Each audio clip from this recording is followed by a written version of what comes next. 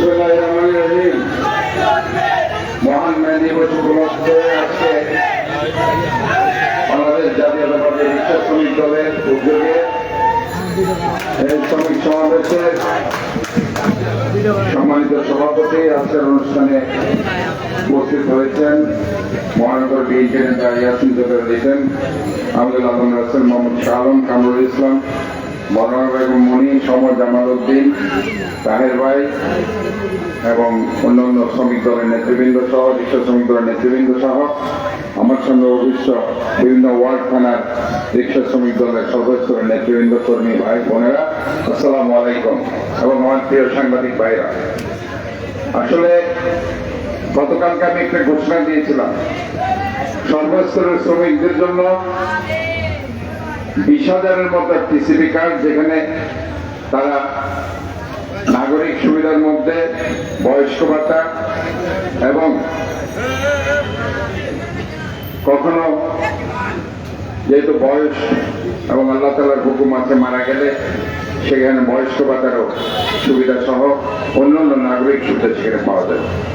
দ্রব্যমূল্যের চরম ঊর্ধ্বগতিতে এই টিসিবি কার্ড দিয়ে আমরা জানি প্রায় 40-50% ডিসকাউন্টে নিত্য প্রয়োজনীয় দ্রব্যগুলো আমরা কিনতে পারি। কাজে আমি রিক্সা শ্রমিক দলের জন্য 2000 কার্ড টিসিবি কার্ডের আমি ঘোষণা দিই। তবে এখানে আমি আপনাদেরকে বলতে চাই, এটা জানেন এই কার্ডগুলো এনআইডি কার্ড হতে হবে চট্টগ্রাম মহানগরের এই 43 ওয়ার্ডের মধ্যে। এর বাইরে এনআইডি কার্ডের এই সুবিধাটি হবে না, যেটা সিটি কর্পোরেশনের অন্তর্ভুক্ত। চট্টগ্রাম সিটি কর্পোরেশনের অন্তর্ভুক্ত যেসব রিক্সা ড্রাইভার আছে তারাই শুধুমাত্র এই সুবিধার আওতায় আসবে। মহিলা দলকে আমি কিছু ডিক্লারেশন দেব, পরে আরো কোন অনুষ্ঠানে অনতি বিলম্বে আমি সেটা দেব। এগুলি আমি 2.5 লক্ষ যেটা টিসিবি কার্ড ইতিমধ্যে ওয়ার্ডে ওয়ার্ডে শুধু একটি পরিবারে একটি কার্ড পাবে। আগে আওয়ামী লীগের লোকজন একটা পরিবারে 4-5টা কার্ডও পেয়েছে।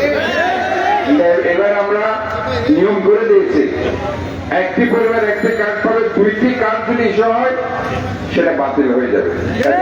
এটা আমরা নিয়ম করে দিয়েছি। আমরা মনে করি যে এই শ্রমিকরাই আমাদের মূল শক্তি, মূল চালিকা শক্তি। শ্রমিকরা না থাকলে কোন দল কখনো টিকে থাকতে পারে না। আজকে আমি জুলাই আগস্টের বিপ্লবের কথা বলি।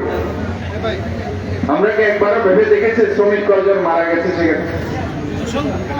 যদি হিসাব করা হয় দেখা যাবে শ্রমিক সবচেয়ে বেশি মৃত্যুবরণ করেছে।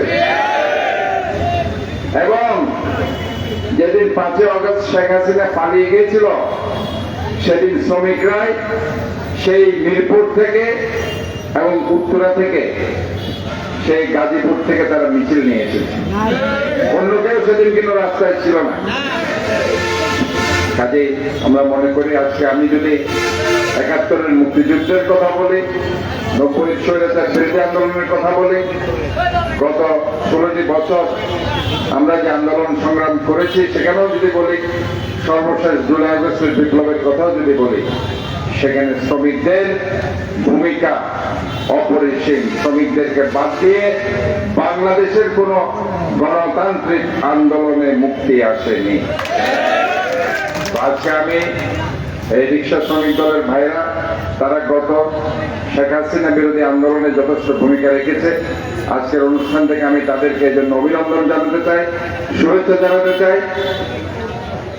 শ্রমিক মালিক তো আছেই, মালিক না হলে কি তোমরা মেয়ে রিক্সা পেতে? তাহলে মালিক তো আছেই, শ্রমিক মালিক সবাই তো এটাতে যুক্ত। শুনো, এখানে শ্রমিক, আমরাও শ্রমিক। আমরা যে ডাক্তারি করতেছি আমরাও শ্রমিক। এখানে তো ডাক্তারি মানে এটা তো কাজ করা। এই যে মনিয়াপা এখানে ঘুরতেছে বিভিন্ন বস্তিতে গিয়ে সেটাও কিন্তু শ্রমিক। এখানে সবাই আমরা শ্রমিক। হ্যাঁ, হয়তো ডেফিনিশনের ক্ষেত্রে এদিক ওদিক আছে, কিন্তু কাজ যারাই করে তারাই শ্রমিক। সাংবাদিক বাইরে কাজ করছে, ওরা এক ধরনের শ্রমিক। কাজে আমি মনে করি এই দেশটা আসলে আমাদের শ্রমিকদের দিয়ে তৈরি, এবং শ্রমিকরাই কিন্তু সব কাজে এগিয়ে এসেছে। আমি তাদেরকে ধন্যবাদ জানাচ্ছি আজকে এই ধরনের মে দিবসকে সামনে রেখে একটি শ্রমিক সমাবেশ করার জন্য। তবে আমাদেরকে মূল মর্মার্থ জানতে হবে মে দিবসটা কেন হয়েছিল। 1886 সালে শিকাগো শহরের ন্যায় নগরীতে সেদিন আন্দোলনটা কেন হয়েছে? মূলত 8 ঘন্টার জন্য, যেহেতু সারাদিন ধরে শ্রমিকদেরকে কাজ করানো হয়, শ্রমিকরা প্রতিবাদী হয়েছিল 8 ঘন্টার জন্য। তারা বলেছিল আমরা 8 ঘন্টা ডিউটি করবো। এই 8 ঘন্টা ডিউটির দাবি নিয়ে সেদিন তারা আন্দোলন করেছিল এবং তারা অনেকেই সেদিন মৃত্যুবরণ করেছিল, অনেকেই আত্মহত্যা দিয়েছিল। কাজে আমাদেরকে মনে রাখতে হবে এই 8 ঘন্টার ডিউটির জন্য আজকে আমি দেখেন ওই বিশেষ করে আমাদের যে হকার্স যারা আছে রাস্তায় ফুটপাতে যারা নিউ মার্কেটের এখানে বসেছে, আমি তাদেরকে বলেছি সকাল থেকে রাত পর্যন্ত তোমরা এখানে কাজ করার দরকার নেই, তোমরা বিকাল 3টা থেকে 11টা 8 ঘন্টা ডিউটি করো, এইটাই হচ্ছে নিয়ম। আর শ্রমিকদের পুনর্বাসনের ব্যাপারে আমি অলরেডি ব্যবস্থা নিচ্ছি ইনশাআল্লাহ। আমি সেখানে জোরকার মার্কেটসের ব্যবসায়ীদের সাথে কথা বলেছি এবং রেলওয়ে স্টেশনের পাশে যে জায়গা আছে সেটির জন্য রেলের সাথে আমার কথা চলছে।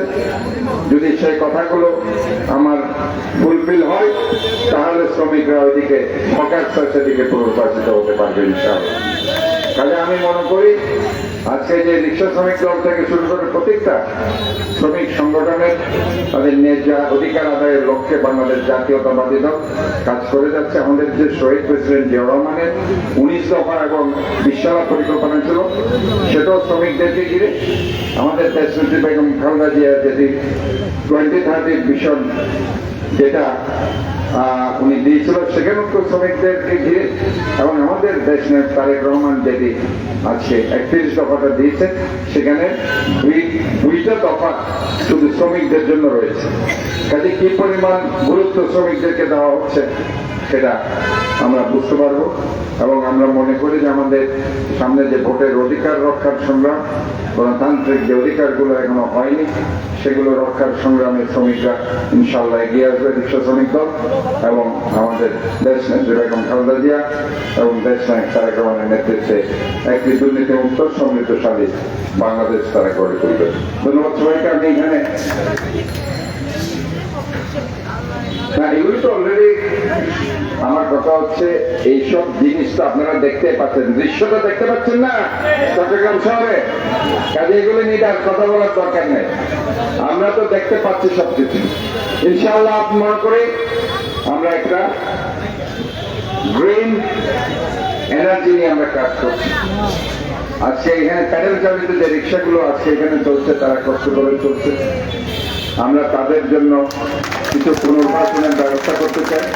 যে কার্ডগুলো আমি বলেছি সেটা বয়স্ক ভাতা, বিধবা ভাতা, নাগরিক কার্ড সব কিছু থাকে। এবং আমার শ্রমিক ভাইরা যাদের পা চলে গেছে, হাত চলে গেছে, এই ধরনের একটা লিস্ট দেবেন। এটার জন্য আবার কোনো ইয়া লাগবে না, এই ওয়ার্ড অথবা বিভিন্ন যে কোনো জায়গায় তারা করতে পারবে এই নাগরিক সুবিধার জন্য। সেখানে হাত পা যদি কোনো অ্যাক্সিডেন্টের কারণে চলে যায় তারা এই নাগরিক কার্ডের সুবিধায় আসবে এবং সেখানে তাদেরকে ভাতা দেওয়া হবে। আমি আবার আপনাদেরকে সবাইকে আন্তরিকভাবে ধন্যবাদ, শুভেচ্ছা জানিয়ে সবার সুস্বাস্থ্য দীর্ঘায়ু কামনা করে আমি বক্তব্য শেষ করছি। মে দিবস দিচ্ছে না, আমরা বলছি ভোটের অধিকার ফিরে পাই। কি বলবেন? মে দিবস দিচ্ছে না, ভোটাধিকার ফিরে পাক, ভোটাধিকার ফিরে পাক, ভোটাধিকার ফিরে পাক। ধন্যবাদ।